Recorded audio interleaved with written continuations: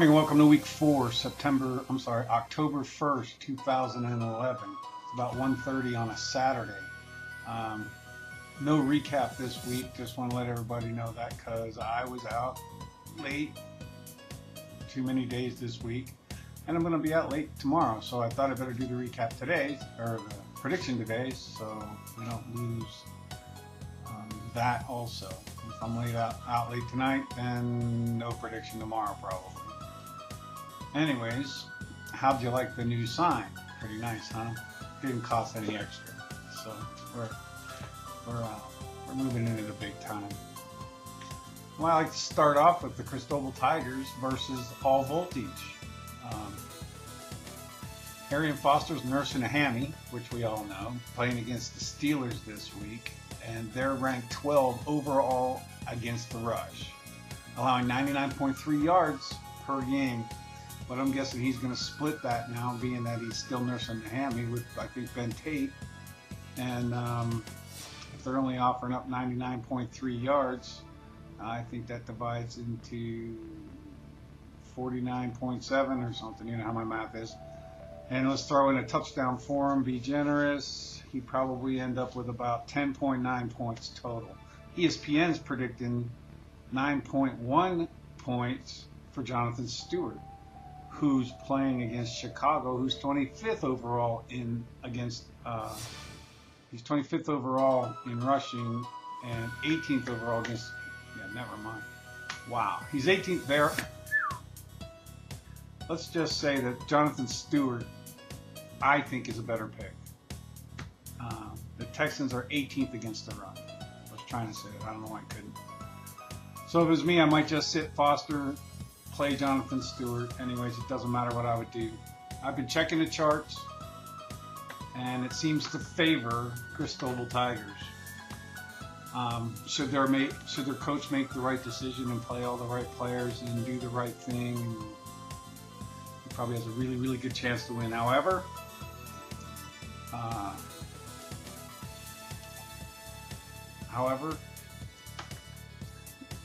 he has Freeman too on his team, who's playing against Indy, and they're 18th overall in the pass defense. So hey, you know what? Who really is to say? I'll be rolling the dice though, and going with my favorite team, All Voltage, to be winners by 9. But after all, I am a little partial, just a little bit.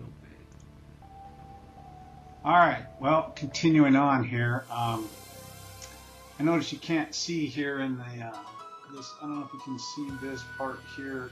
It says up here weekly record. I'm trying to keep track, what you guys know. It's a little blurry. I might change that to black ink next time. 4-2 and 4-2 and 5-1 so far. For a total, which says up here 13-5. And I think you can pretty much read the rest. Underlining the winners. So I'm going with Los Angeles Firebrick at Team Mulligans now. My if there was ever a game to watch, well, first of all, Team Mulligans had gotten invited into the league by LA Firebrick, so I think there might be a little clashing here of the heads or something. So LA Firebrick at Team Mulligans. If there's ever to be a good game to watch, I think this might be it based on the numbers that I'm looking at. We got Breeze against Rogers, Forte against Ryan Matthews, Calvin Johnson against Roddy White. I mean, right there sounds like a freaking pretty much a nuts playoff type like game. Anyways, and I particularly like the Firebricks putting Danny Woodhead against his beloved Raiders. I guess he knows their defense.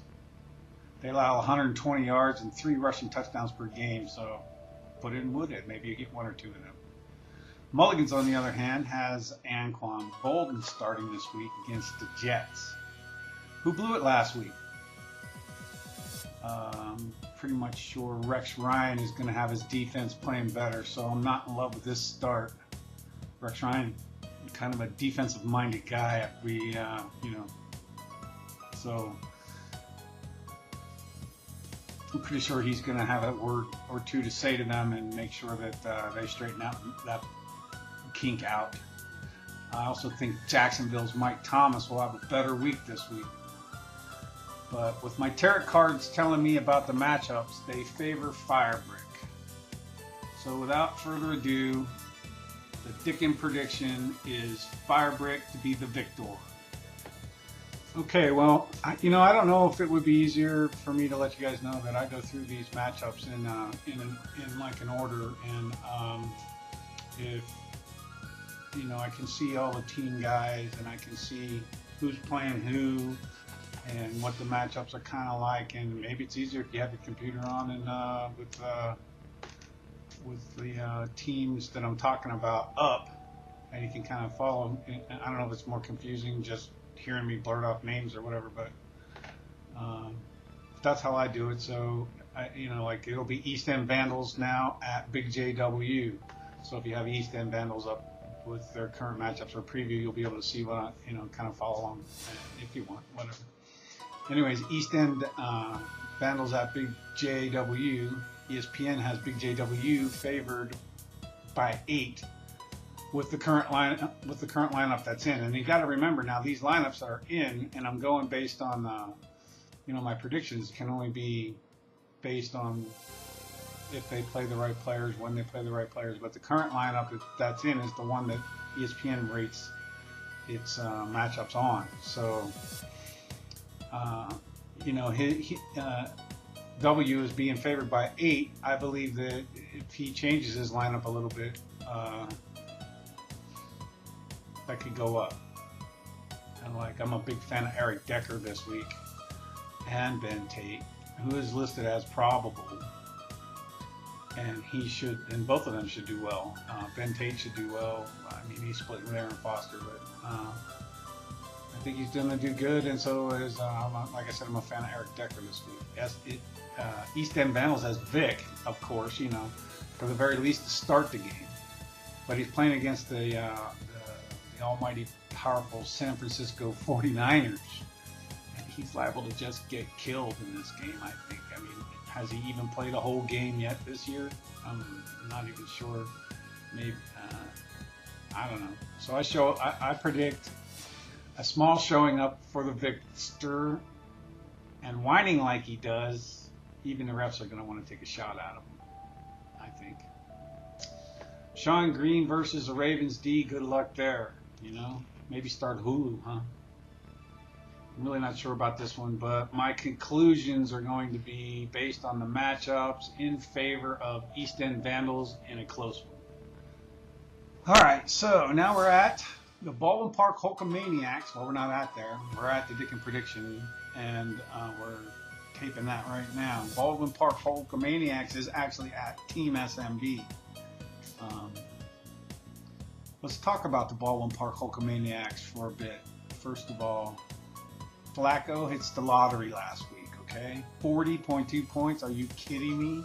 For the 2 weeks before that combined, he only had 45.1. Come on, man. Of course, he's playing all voltage then and gets,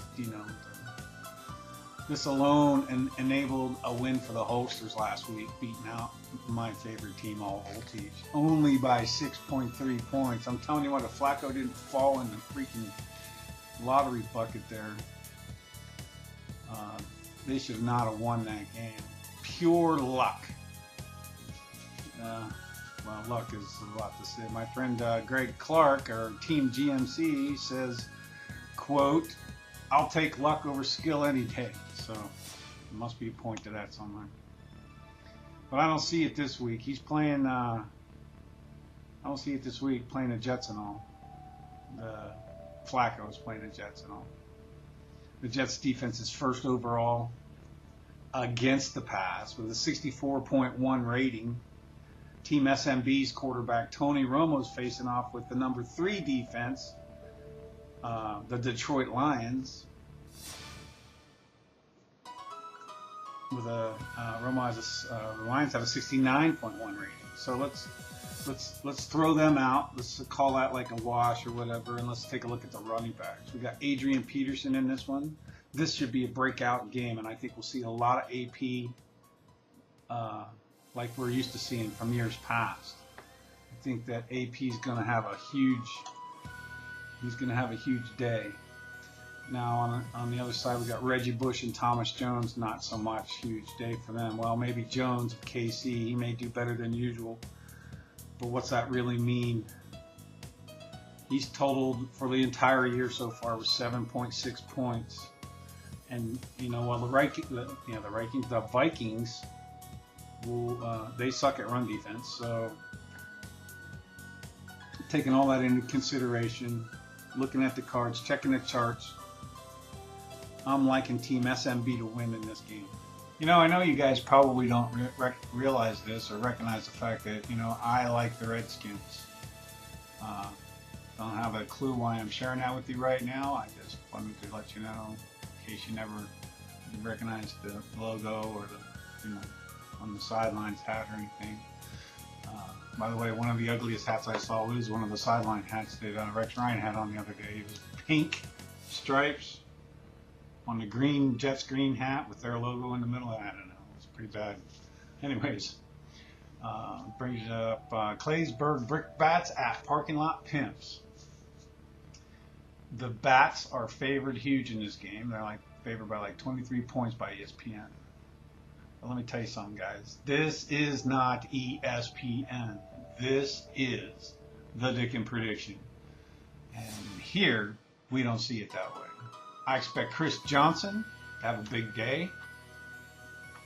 Maybe actually do what he's getting paid to do.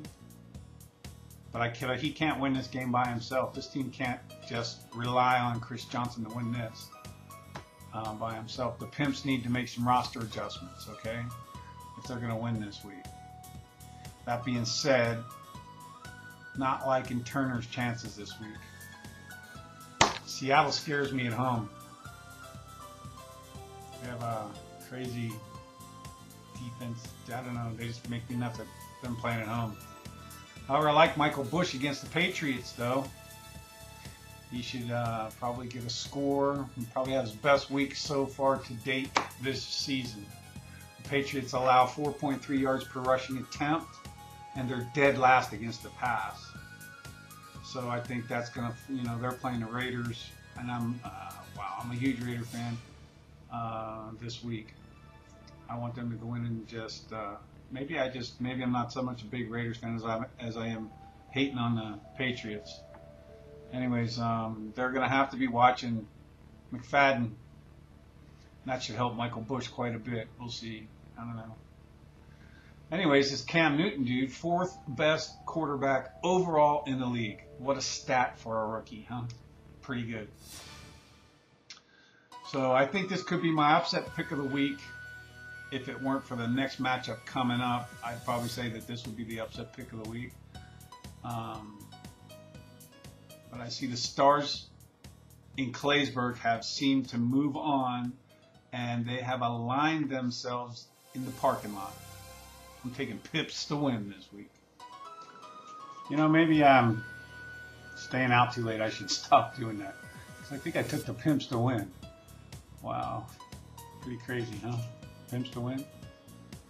Anyways, Team GMC at Plasmark Killers. If you take a look at their matchups, Matthew Stafford's quarterback. This may be the game where Matthew Stafford actually goes down, because Detroit doesn't have an answer for DeMarcus Ware. If there's any weakness in the Detroit's offensive line, it's on the outside. It's on the outside. Of course, this is always my opinion. We got Orton. That's another choice here. If I think that Stafford's going to get hurt, then I would say, what's my next quarterback? I'm going with Orton. He's on the bench right now, but that's another choice. But then you got to look at that. And it's Orton against Green Bay in Green Bay. Come on, wow, man. I just don't know. So, and of course we got Brady on the other side here. He's in Oakland against the Raiders, and they're 28th against the pass and 26th against the run. How they beat the Jets, I don't know. But I hope they bring all of that and more and kick in Patriots' butt this week, because I'd really like to see that. However, Brady's going to get his usual bunch of points. So he's probably going to throw his usual stuff, a lot to Wes Walker, and that's who GMC has. So I'm like, you know, so you gotta kind of wash some of that out.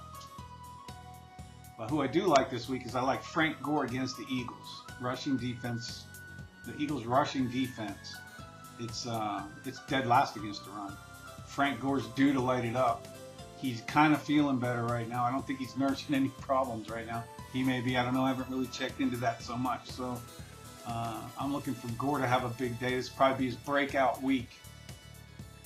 If this guy has any running left in him at all, this would be the week to put it out there. This would be the week to show it, because I don't think the Eagles can stop him. All of that being said, Team GMC has huge potential this week. The Ham Plasma are killers, their first loss. With a couple of roster adjustments and he gets the right guys in, I'm thinking Killers might have their hands full a little bit this week. So the real upset pick, although the one before this would have been an upset pick too. Maybe there's 2 upset picks this week. Can you do that in a week? Have 2 upset picks? I don't know. But this week, my upset pick of the week goes to Team GMC, GM to win. That's right. You heard it here first on the Dicken Prediction. You guys have a great weekend.